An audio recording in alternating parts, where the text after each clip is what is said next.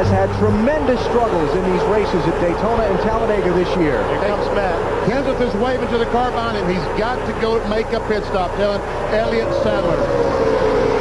Matt, what are they saying? What's Randy Gosnell's guy saying? Something just flew off the 31 car, Benny, coming down the front straightaway.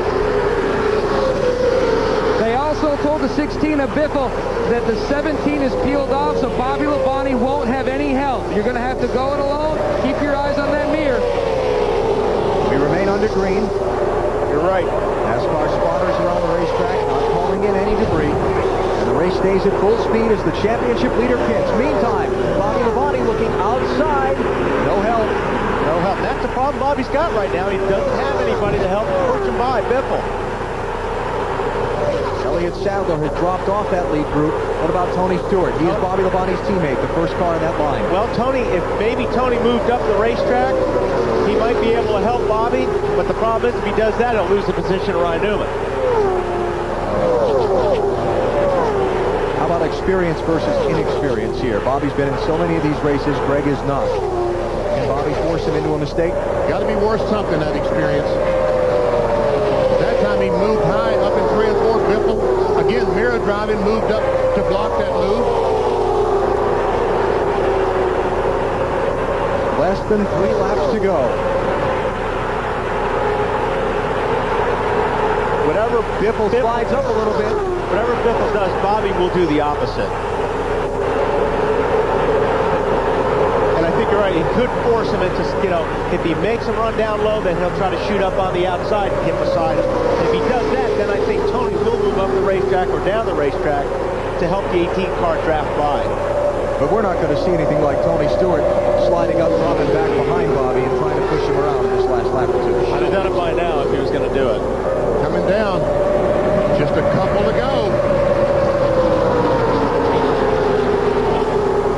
But I think Tony will start moving around the racetrack a little bit. Greg Biffle came up the ladder the NASCAR way, started racing at the local NASCAR sanctioned tracks, went to the regional touring series in the Northwest and Southwest, then became the NASCAR Craftsman Truck Series champion after hooking up with Jack Roush, on to the NASCAR Busch Series champion there 1 year ago. And if the caution flag should come out now, the race is over. They will not red flag this race with less than 5 laps to go. Matt, what about Biffle?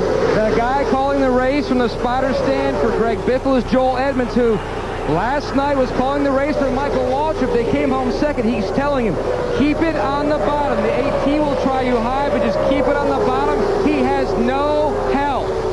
Ward Burton is on pit road out of gas. White flag is in the air. Final lap. Are we seeing a rookie breakthrough at the biggest track of all? Or can Bobby Labonte get a run and Labonte slow down? Is Labonte out of gas? He's out of fuel. Bobby Labonte's come up dry. It's definitely out of fuel. Now Biffle can try and breathe it and make sure he has enough because it's a long way back to Jeff Burton. 3 seconds.